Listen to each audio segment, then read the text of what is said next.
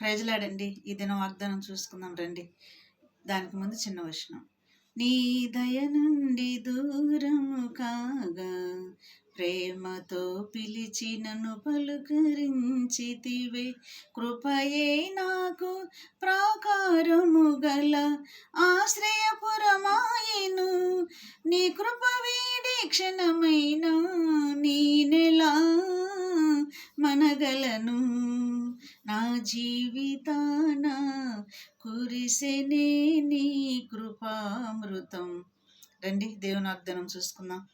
యెషయా 1:2 చూసుకుందామండి. యెహోవా మాటలాడుచున్నాడు. ఆకాశమా ఆలకించుము, భూమి చెవియొగ్గుము. నేను పిల్లలను పెంచి గొప్పవారినిగా చేసి తిని, కానీ వారు నా మీద తిరుగుబడి ఉన్నారు. ఆకాశముతో భూమితో దేవుడు దినదినము రోజు మాట్లాడుతున్నాడు.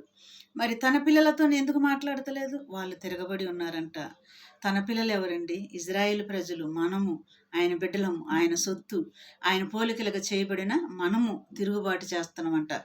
దినమెల్లా నిత్యము వారు తిరుగుబాటు చేస్తున్నారంట. నిజమేనండి. ఈ దినం ఎలా ఉన్నారండి? మరి తిరుగుబాటు చేసే ప్రజలుగా ఉండొద్దండి. దేవుడు రాకడి దినాల్లో మనం ఉన్నాము. ఆయన రాకడికి మనం సిద్ధపాటు కలిగి ఉందాం. ఈ దినం వాగ్దానం అండి. మరి చిన్న ప్రార్థన చేసుకుందాం. స్తోత్రములు ప్రభువా, నా తండ్రి, నీ మీద తిరుగుబాటు చేసేవారు మేము ఉండకున్నా నీ రాకడికి సిద్ధపాటు కలిగి ఎంత దినాల్లో, ఈ కడవరి దినాల్లో మేము సిద్ధపడి ఎత్తబడే గుంపులో మేము ఉండలాగా మమ్మల్ని సిద్ధపరచమని నజరేయుడైన యేసుక్రీస్తు నామములో అడిగి వేడుకుంటున్నాను తండ్రి. ఆమేన్. God bless you.